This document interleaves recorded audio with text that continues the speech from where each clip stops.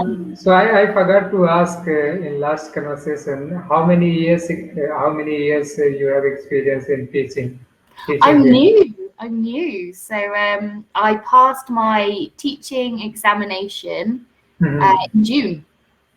Okay, in a June. Yeah. So I'm a new teacher. So you are a new teacher. So what was your experience as an English teacher? What do you mean? What about my experience? What have I done? Ex- Experience means how many students you have done conversation and what was your experience like that? Okay. So when I first started working in France, I Mhm. was teaching English to French people, but not as like a job or career. It was just something that I did voluntarily. So Mhm. at that point, I was working in tourism with a lot of French people, and quite a lot of people in France struggle with English. It's not something that they they find as important as other countries. So Mhm. the teaching in schools sometimes is a bit lacking, a Mhm. bit small. So I found myself just being able to voluntarily help people. Mhm. And then the coronavirus pandemic hit. Yeah, yeah. I got made redundant from my job and decided that I actually really like teaching. So decided to study TESOL, Mhm. did that. And since June, I've been teaching online.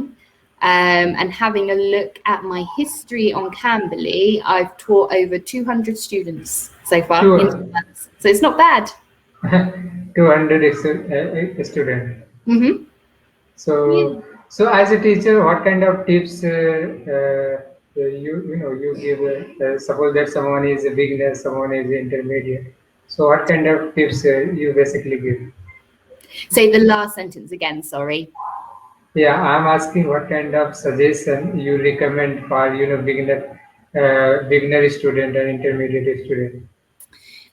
So I think it's a big mixture of speaking with native speakers on Cambly, Mhm. um, but also taking the opportunity to learn and practice English as you go throughout your day.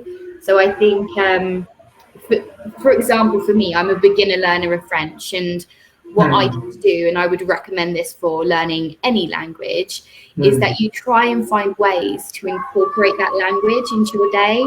So I will watch French movies with English subtitles. Mhm.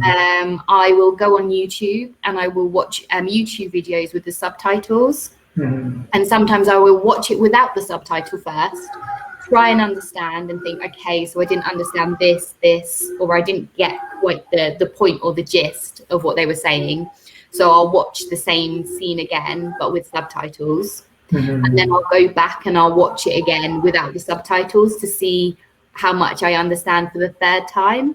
And I Mhm. find that really helps with vocabulary and Mhm. also tuning your ears into listening to people.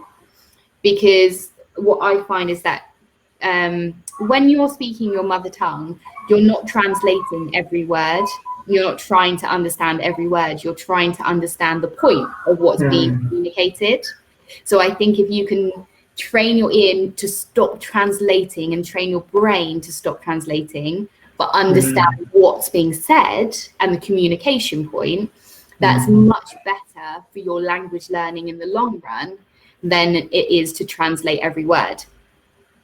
But that being said, we also still need to practice our vocabulary, our grammar points. So I will try Mhm. to read French magazines.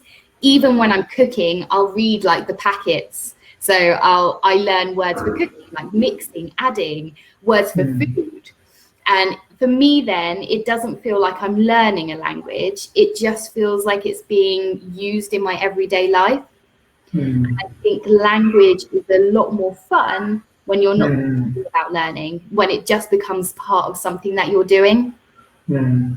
And when you learn to teach and you read studies, you read articles, and people learn much better, much easier when they're not actually focusing on the learning, on the classroom, when it's Mhm. fun and you can see that you're applying your learning in some way that's useful to you, you Mhm. actually obtain a lot more language and a lot more understanding of the language. So for a beginner, intermediate, or even advanced, that is what I would recommend doing on a daily basis. Okay, so subtitle, helpful while watching web series, while watching movies. Yeah, so helpful.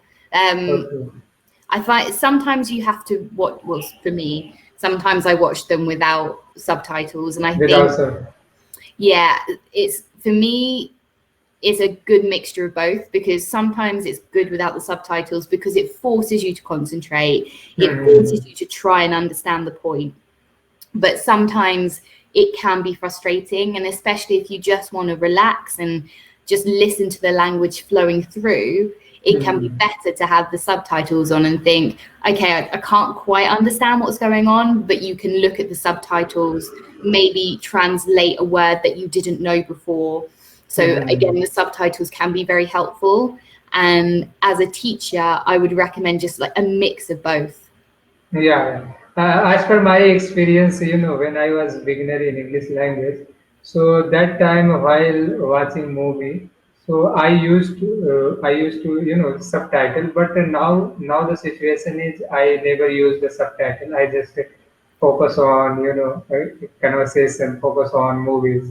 Yeah, and I think that shows you how much you've progressed in your English. The fact that you no longer have to use subtitles, you're Hmm. not concentrating on the translation of the words anymore. You're Hmm. focusing on, using your understanding of the language to actually understand communication. And that's 90% of learning a language, is being able to communicate and listen to ideas and understand what people are trying to say to you. Hmm. So, I think when you get to the point where you never have to have subtitles anymore, your language skills are, very advanced.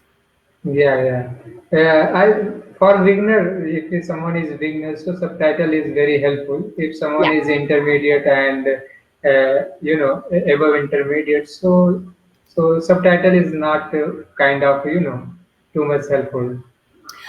I agree. I think it's very good when you're a beginner and intermediate, but I would Hmm. say don't get too stuck on using subtitles, even when you're a beginner or Hmm. intermediate, because I think sometimes, like I was saying, you use it as a support to translate everything, but that's Hmm. not what language is for. You need to understand the point of what someone's saying to you. You're not there to translate the language, you're there to communicate. So Hmm. practicing sometimes without subtitles can be very useful. I also find the same with song lyrics as well. So Okay. because song lyrics are a little bit more abstract, they don't always have a direct meaning. Hmm. Sometimes instead of translating directly the lyrics, it's good just to understand the emotion or what the point of the song is, what it's trying to tell you. Okay. So what's your level? You are beginner in French, or you are intermediate or above intermediate?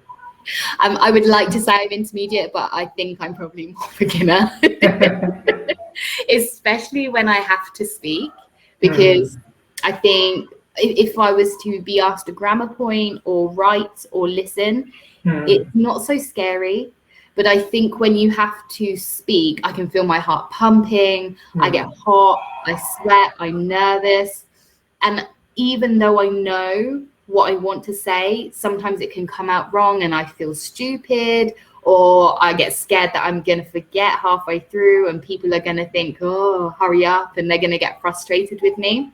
Hmm. And even as an English teacher, if my student said that to me, I'd be like, don't worry, you have to practice, people will listen. But it's easier said than done sometimes when it's yourself, huh? Yeah, yeah. Because you are living in France, so most of people speak, French. So it's quite, helpful to practice. Yeah, it definitely is. But I think as well, um, it's a challenge because there aren't many people where I live. It's quite rural, Hmm. um, that I have to speak French, but there's no way of really, if I don't understand anything or they don't understand me, there's no easy way around it. I can't just switch back into English, my mother Okay. tongue. I Okay. have to force myself, and that's fantastic. but it is super scary sometimes as well, especially if it's like going to the doctors or going to the hospital where it's important that you understand the information. It can be quite scary. Yeah, France is developed city, so most of people is able to speak English as well. Well, if I was in Paris, for Hmm. sure, most people could speak English. There'd be no Hmm. no big problem.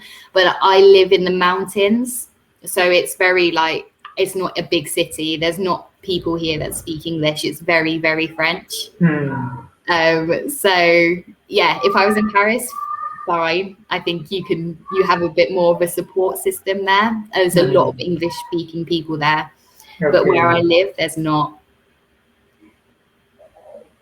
So language is one kind of problem where you are living because.